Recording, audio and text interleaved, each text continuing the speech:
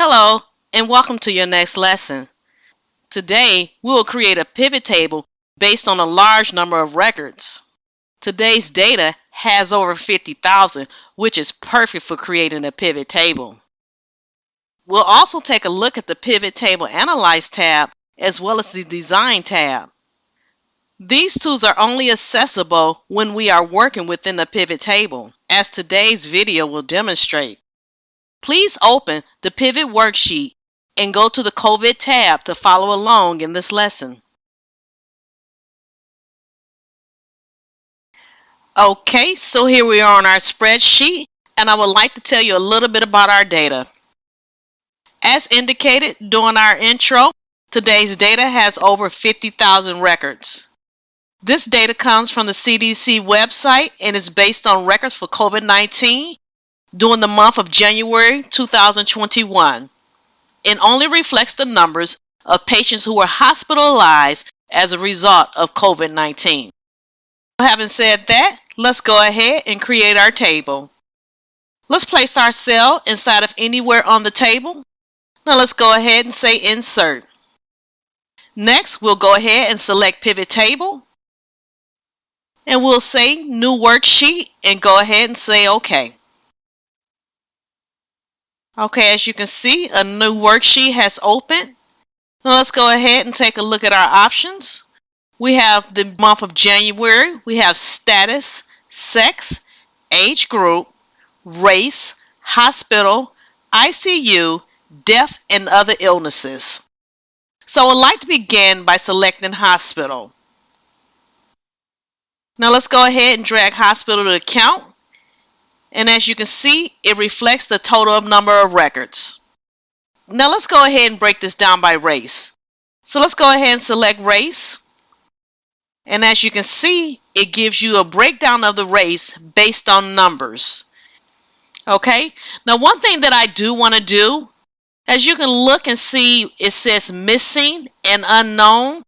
I think I would like to remove those records. I'm going to do that by adding a filter. So let's go ahead and drag race to filter.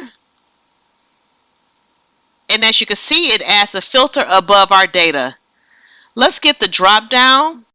We're going to go ahead and say select multiple items. And we're going to go ahead and deselect unknown and missing, because we want this information reflected, and if it's not available, I do not want to include it in my table.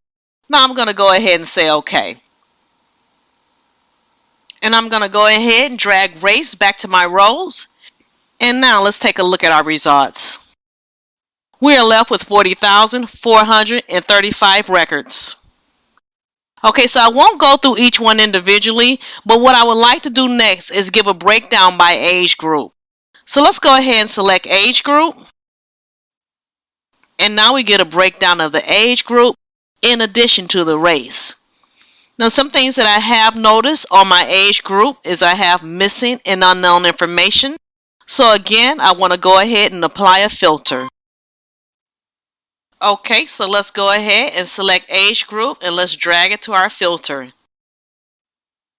And again, you'll see a filter in row 1. Let's go ahead and get our drop down. We'll go ahead and say select multiple. Let's go ahead and just deselect missing and NA. Let's go ahead and say OK. Okay, so now let's go ahead and drag the age group back to rows. And now we have a breakdown of the race broken down by age group. Okay, so now let's go ahead and add the sex of our patients. Okay, we're going to go ahead and add that to rows as well. And now I have the race broken down by age group and then further broken down by sex. Now this is looking a little bit busy, so what I think I want to do is take age group and change that into a column just to clean up our pivot table a bit. So I'm going to go ahead and grab the age group and I'm going to drag it to columns. Okay, now as you can see, my age group is broken out by columns, further broken out by race. So as you can see in row 6, the American Indian, I have 6 cases. I have 1 female and 5 males. In the 10 to 19 age group, I have 15 American Indians. I have 10 females and 5 males. And then in a group of 20 to 29 years old, I have a total of 45 American Indians. I have 25 females and 20 males.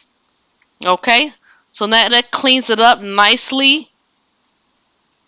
And again, I'm going to scroll through and I'm going to look for my unknown or missing information, and I'm going to go ahead and filter that out.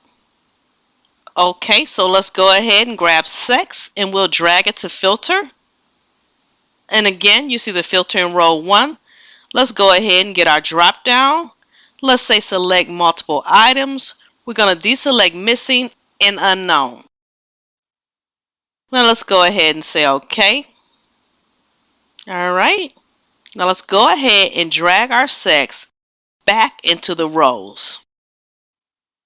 Okay, so I won't make any further changes to the pivot table, but I just want to give you a general idea how easy it is to condense and extract information from your data.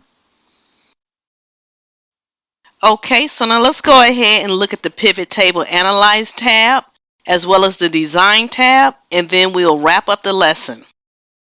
Now I do want to point out that these tabs are only accessible when you are on the pivot table. If I click off of the pivot table, you will see that the Analyze tab and the Design tab is no longer accessible.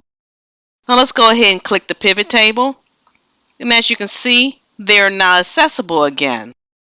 Let's go ahead and click the Pivot Table Analyze tab, and let's look and see the options that we'll be working with.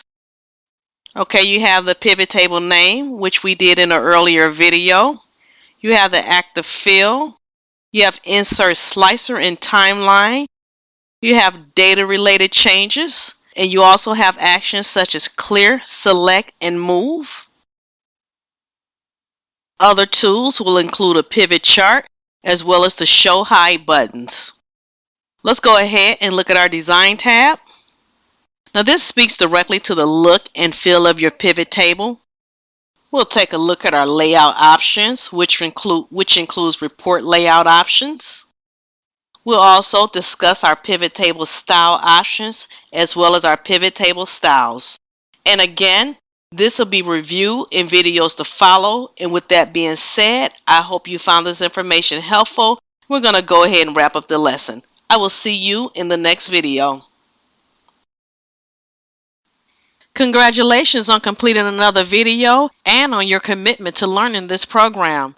I hope that you are getting the most out of our level up lessons, and I will look forward to seeing you on the next video.